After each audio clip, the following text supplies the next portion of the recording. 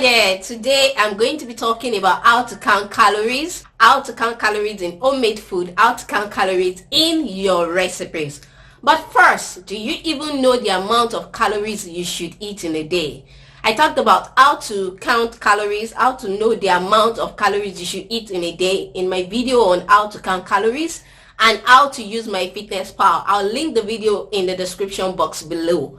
But today I want to share with you a very quick method of knowing the amount of calories you should eat in a day. So right now I'll take you behind my computer and show you how to use an online calorie calculator. So right now I'm in the calorie calculator. So basically you need to put in your statistics and then you calculate the amount of calories you need to eat in a day. So I'm going to change this to metric unit so that I can have the statistics in kilogram and centimeters. So let's say I'm using Dami. Dami is 35 years old. Dami is female. Dami's height is 165 cm. Dami's weight is 85 kilograms. And Dami is sedentary. She does little or no exercise in a week. So let's calculate. For Dami to maintain her weight, she needs to eat 1,854 calories in a day. For mild weight loss, that is losing 0.25 kilograms per week, Dami needs to eat 1,604 calories. For moderate weight loss, losing 0.5 kilograms per week, Dami needs to eat 1,354 calories. And for extreme weight loss, 1 kg, Dami needs to eat 854 calories. But they have a disclaimer here. Please consult with your doctor when losing 1 kg or more per week, since it requires that you consume less than the minimum recommendation of 1,200 calories per day. So our body needs energy to function. You cannot afford to starve yourself. You might lose weight, but you will gain the weight back. Which one should Dami pick? This depends on Dami's goal. Dami can say, I'm not in a hurry. I have a whole year to lose this weight. I'm just going to be in calorie deficit. What we mean by calorie deficit is that you need to eat less than you burn. What you're eating must be less than you burn to lose weight. If you're eating the same number of calories that you burn, you're only going to maintain your weight. You're not going to lose weight. If you're eating more calories than you burn, you're going to gain weight. So to lose weight, you need to eat less than you burn, and that is what we call being in calorie deficit. So if Dami is eating 1,604 calories in a day, she's in calorie deficit. She's not in a rush. She's not saying that she has an anniversary party next week that she has to be a slay queen for. She's saying I have a whole year. I just need to be in calorie deficit and the weight will fall off. I'm not in a hurry. Now, if Dami is in a little bit more hurry to lose the weight, then she can do 1,354 calories. I don't suggest Dami eating 854 calories. That's just too low. You're going to deprive yourself of things you like. You probably just be eating cabbage and cucumber. If Dami wants to lose weight at a faster rate, I will encourage Dami to do 1,354 and augment with exercise. That is what I will encourage Dami to do. So most of these calculators use the Mifflin-St. Jean's formula. So you say it will give you a rough estimate, and this rough estimate will work. Remember, there's nothing perfect in this healthy lifestyle journey. We are all using estimate. We are making sure that we are within the 80% range. That is where the magic happens. So now that you know the amount of calories you should eat in a day, let's dive into how to count calories in your food or your homemade recipes. So the first thing you need to do is you need to list out all the ingredients. That is step 1. Get a notepad and a pen and then list out all the ingredients in your food, both the major ingredient and the minor ingredient. List them out. So say for example I want to cook beans porridge. Now I will list out my ingredient. My major ingredient that will have so much calories will definitely be 1 cup of the raw beans, 1 cup of diced ripe plantain, 2 tablespoons of palm oil. My other ingredients will include chili pepper or freshly ground pepper. It will include meat or fish depending on my mood. It will include crayfish. It will include onions, a dash of salt, maybe ginger, garlic, and turmeric if I want it to be more red. So those are the minor ingredients. Those ones, the number of calories will not be as much as the ones in the major ingredients. Step 2 is that you go to USDA. USDA is United States Department of Agriculture. while we were busy dealing with infectious diseases, malaria, polio, and the likes, they were already struggling with the effect of obesity. So the US really pumped money into their agricultural system to work on this database, and they renew it every year. So what you do now is that you go to USDA and then you type the specific food into the USDA database, and I'll show you how to go about that right now. So basically this is USDA database, United States Department of Agriculture. Let's go straight to the search. Our first ingredient is beans. So I'm just going to be specific for USDA so they will not waste my time. White. Mature.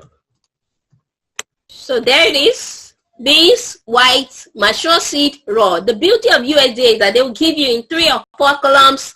So for this one we have 3 columns. This is the amount of calories per 100 gram. This is the amount of calories per 1 cup, which is equivalent to 202 gram. And then we have the amount of calories per 1 tablespoon. Apart from the calorie, you also see the other nutritional information, the protein, the water intake, the total lipid or fat, the carbohydrate, the fiber, the sugars, and then the minerals. So for 1 cup of beans, white, raw, you have 673 calories. We have 121.75 gram of carbs, 30.7 gram of fiber, which is amazing. If you're a female, that is already more than your recommended daily allowance for fiber. We have protein, 47.19. Beans is an amazing superfood. So that is it about beans. Let's go to our next ingredient. Our next ingredient is plantain, yellow, raw. There you go. So again, we have this in 3 columns, plantain, yellow, raw, per 100 gram. Per 1 plantain, 1 medium-sized plantain is between 230 to 270 grams. But you know that medium to me might not be medium to you. We are in different places. We are looking at it different ways. So medium to me might not be medium to you. So let's stick with 1 cup slice, which is equivalent to 148 grams. So for this, the amount of calories is 181 calories. We have 47.20 grams of carbs, 1.92 grams of protein, and fat is 0.52. Last but not the least,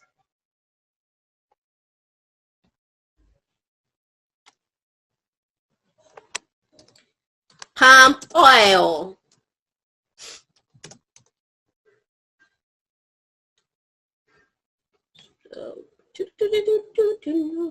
Vegetable oil, palm kernel. This is in 4 columns. So we have value per 100 gram. We have value per 1 tablespoon. We have value per 1 cup. That 1 cup is equivalent to 218 grams. And a whopping 1,879 calories. Don't even go there. That is more than your daily recommended caloric intake. So we're not saying you should not eat oil. We are saying your food must not swim in oil. You need fat to burn fat. I don't recommend you doing oilless and oilless and oilless everything. You need moderate intake of fat. And that's why we are doing 2 tablespoons. 2 tablespoons, the calorie is 233, and we have 27 grams of fat. We already have our carbohydrate from the beans and the plantain, our protein from the beans, our fiber from the beans. We need fat, and we are getting that from this palm oil, which is 27 grams. Good. Okay, so I just used this as an example. You can always drop your favorite food in the comment section, and we can troubleshoot the amount of calories in that particular food. Moving on to step 3. Step 3, we are going to add all the calories together, both for your major ingredient and for your minor ingredient. So we'll add all the calories together, and that will give us the total amount of calories in that particular meal. So for example, if we are to add the ones we've done already together, for the 1 cup of beans, we have 673 calories. For the 1 cup of diced plantain, we have 181 calories. And for the 2 tablespoons of palm oil, we have 233 calories. That is a total of 1,087 calories. Now, depending on the type of plan you're following, If it fits your macros, or you're not doing 1 meal a day, you definitely have to split this into 2. So depending on the number of servings, if you feel that you want to eat it 3 times, if you feel that you want to eat it 2 times, just divide it. So let's say we want to eat this 2 times now. We'll have to divide it by 2. 1087 divided by 2 will give us 543.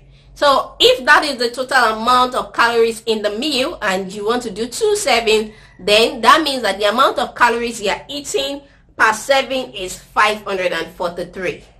Hope we understand. If you want to divide this into 3 to make 3 servings, that means the amount of calories will be 300 and something. You get? There you go. This is how to calculate the amount of calories in your homemade foods or recipes. Next week, we are going to be talking about how to read a food label. A lot of us think we know how to read a food label. We think it's all about the calories or the carbohydrates. But there are so many other nuances in a label that are very important and can sabotage your weight loss journey. We are going to be delving into that next week. Be sure to hit the subscribe button so that you do not miss that video. If you like this video, give me a thumbs up, share it with your friends, and don't forget to subscribe. To my next video, same time, same place, next week. Stay fit and healthy. Bye.